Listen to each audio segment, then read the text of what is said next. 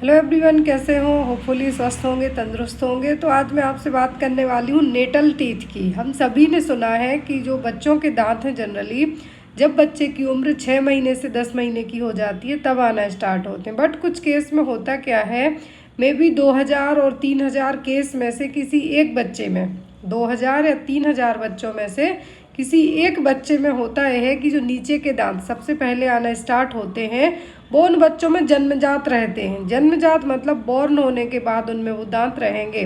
अब मेरा देश महान, मेरा भारत महान तो आपने सुना ही होगा। अब होता यह है कि जिन बच्चों को वो दांत आए हैं उन पेरेंट्स को क्या लगेगा, और जो आसपास के लोग हैं वो बोलेंगे कि इंडिया में तो ये अपशगुन माना जाता है। बट एक्चुअल में ऐसा कुछ भी नहीं है। एज ए साइंटिफिक वे में हम बात करते हैं तो कुछ बच्चों में, जो मैंने आपको बताया कि जो नॉर्मली दांत आते हैं 6 से 8 महीने की उम्र में आना स्टार्ट हो जाते हैं, जो कि लोअर सेंट्रल इंसीजर आते हैं, मतलब नीचे के दांत आते हैं। लेकिन जो नेटल टीथ होते हैं बच्चों में जन्म के समय से ही रहेंगे। अब बच्चा 1 या 2 महीने का है तब आ जाएंगे। वो दांत ना तो इतने स्ट्रॉन्ग होते हैं और उन दांतों से एक्चुअल में आपको तो कोई प्रॉब्लम नहीं होगी, लेकिन जो बेबी है उसको प्रॉब्लम हो सकती है। तो उसमें होगा क्या कि या तो बच्चे को फीड करते टाइम वो दांत प्रॉब्लम करेंगे, सक करने के टाइम पर, या फिर दूसरा बच्चे की टंग है जो क्राइंग के टाइम पर, रोने के समय या किसी भी रीज़न से बच्चे की टंग उन दांतों से कट हो सकती है।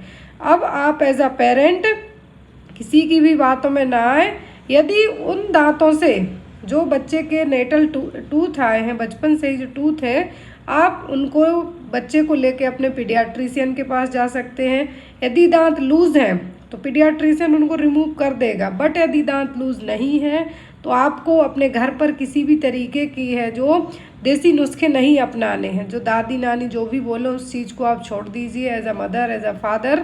तो यहाँ पर वो दांत जैसे जैसे बच्चा या तो बड़ा होगा तो उस टाइम पे अलग हो जाएंगे, अपने आप गिर जाएंगे, या फिर बच्चे के दांतों से यदि उसको फीड करने में प्रॉब्लम हो रही है, टंग बार बार वाइट हो रही है, तो वो क्या हो जाएंगे, अपने आप सबसाइड हो जाएंगे। तो उनको आप डॉक्टर के पास जाके ही करवाइए।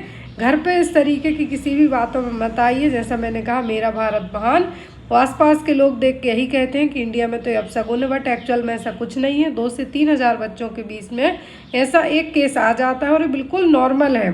ये नॉर्मल है, इससे किसी भी तरीके की प्रॉब्लम बच्चे को भी नहीं होती है। यदि दांत लूज़ है तो आपका पीडियाट्रिशियन बच्चे के दांत को रिमूव कर देगा। बट घर पे आप किसी भी तरीके के नुस्खे ना अपनाएं। मेरी आप सभी लोगों से यही रिक्वेस्ट है। Thank you.